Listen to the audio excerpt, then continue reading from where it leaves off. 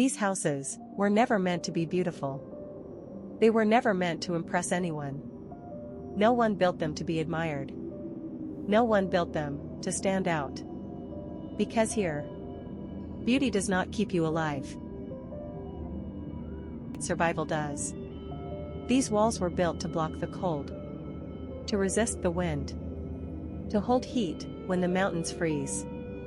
Every corner, every surface, every detail exists for one reason: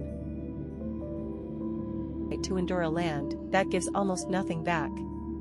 Because in a place like this, you do not build for comfort. You build to survive. And once you understand that, everything you see starts to make sense. In most places in the world, building a house is simple.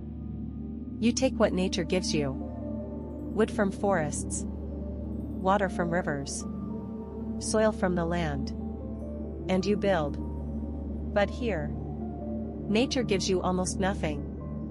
No forests, no large trees, no soft land. Only rock. Endless rock. Sharp ridges. Broken surfaces. Gray mountains stretching beyond sight. And when you stand here, you realize something important. This is not a place designed for people. This is a place people had to adapt to. Because the land does not change. It does not soften. It does not adjust. People must adjust instead.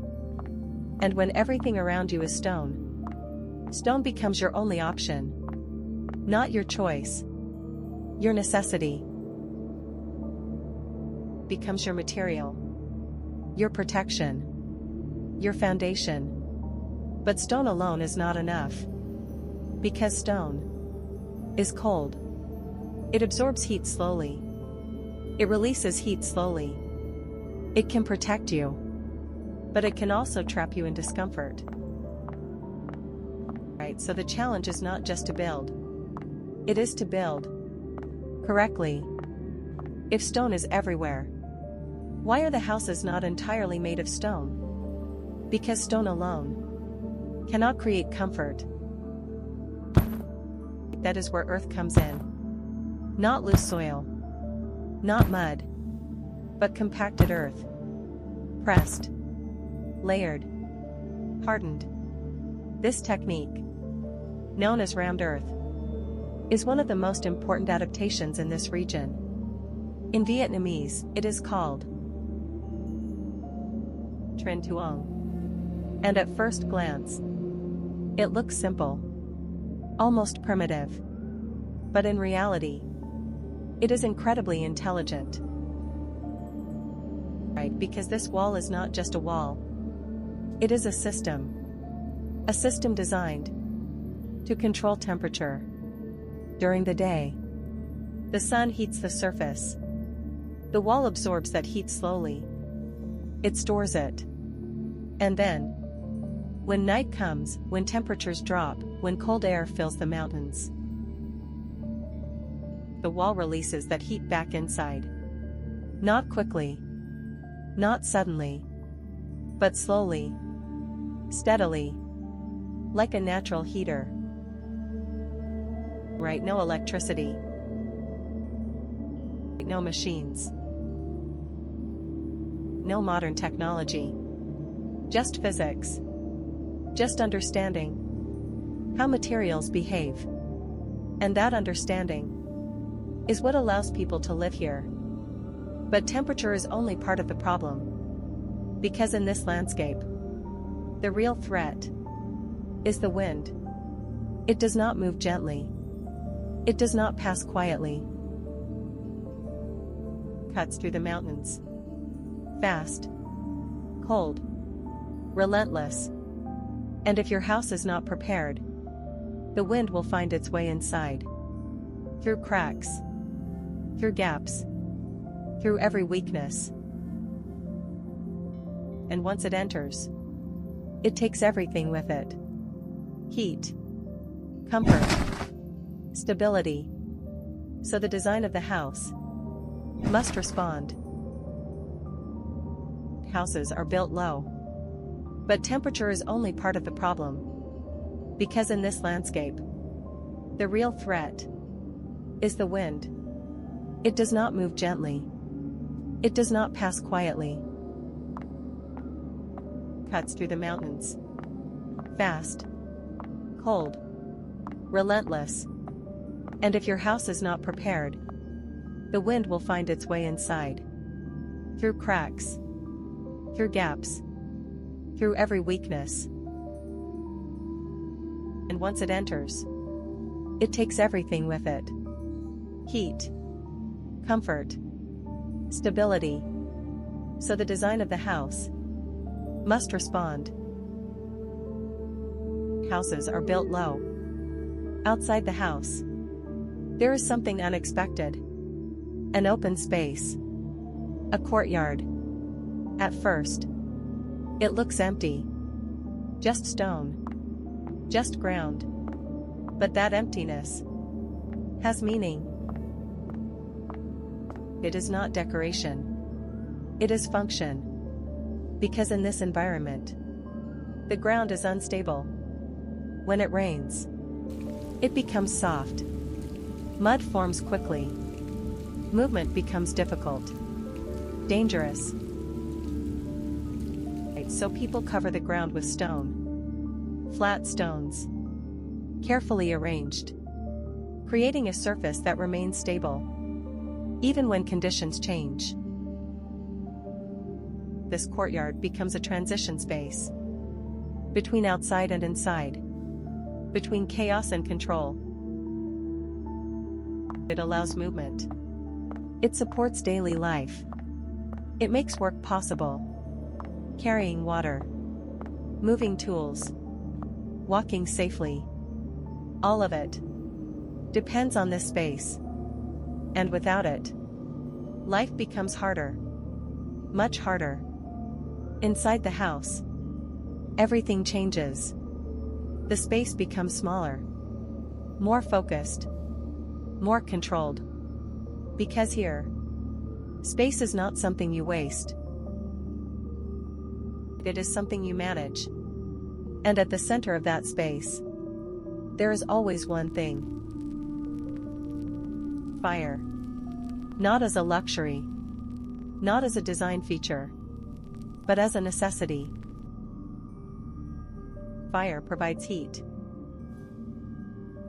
Fire provides light. Fire creates a center. Around it, people gather. They sit close. They share warmth. They cook. They talk. They live. Because distance from the fire means distance from comfort. And in extreme conditions, comfort is survival. Even the structure of the house supports this. The roof is low. Not for style, but to trap heat. To prevent it from escaping upward. Materials are chosen carefully. Everything has a role. Nothing is random. Nothing is unnecessary. Because here, efficiency is everything. When you look at these houses, you might see separate parts. Walls. Roof. Courtyard. But in reality, they are not separate. They are connected. They form a system. The walls store heat. The roof keeps it inside. The layout protects it from the wind. The courtyard stabilizes movement. Everything works together. Nothing stands alone. And that is what makes this architecture powerful. It is not about individual elements. It is about how those elements interact. How they respond to the environment. Because here, you cannot design in isolation. Every decision must consider everything else. And that level of thinking is what allows survival. No one here learned architecture from books. No one studied design in schools. This knowledge was built differently. Through time. Through experience. Through failure. One generation builds. The next observes. The next improves. And slowly, patterns emerge. Solutions develop. Understanding deepens. This knowledge is not written. It is lived. Passed down. Through practice. Through repetition. Through necessity. And that makes it powerful. Because it is not theoretical. It is proven. It works. And in a place like this, what works is what survives. When you live in a place like this, you change. Not by choice, but by necessity. Movement becomes slower, because the terrain demands it. Effort becomes greater, because nothing is easy. Time becomes different, because everything takes longer. And over time, these conditions shape behavior. People become patient. They become careful. They become resilient. Because the environment rewards those traits. It does not reward speed. It does not reward shortcuts. It rewards endurance, consistency, adaptation. And that influence goes beyond architecture. It shapes culture. Right, it shapes mindset. Right, it shapes identity. From the outside, these houses may look simple, even poor. But that perspective is incomplete. Because simplicity here is not a limitation. It is a solution. Every element exists for a reason. Every detail serves a purpose. There is no excess, no waste, no unnecessary decoration. Because decoration does not help you survive. Function does. And once you understand that, you stop seeing these houses as basic. You begin to see them as precise, intentional, optimized. Not for beauty, but for life. These houses are not separate from the land. They are part of it.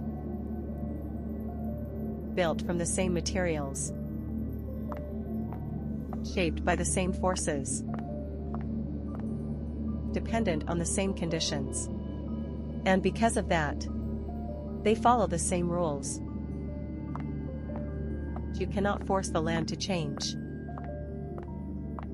You cannot ignore its limits. You cannot dominate it. You must understand it. Work with it. Adapt to it. Respect it. And when you do, something happens. Life becomes possible. Not easy, but possible. And in a place like this, that is enough. But building a house was only the beginning. Because survival is not just about staying in one place. It is also about moving, connecting, reaching beyond the mountains. And that is where the next challenge begins. Because this land is not just difficult to live in. It is difficult to cross. Sharp cliffs, deep valleys, dangerous paths carved into stone. And yet, people found a way. They built roads. Roads that should not exist. Carved into cliffs. Cut across impossible terrain. Paths that changed everything. and one road in particular became a symbol of effort, of sacrifice, of connection. In the next episode, the road that changed everything. Piling and Happiness Road. Because surviving the land is only the first step. Connecting it is what transforms everything.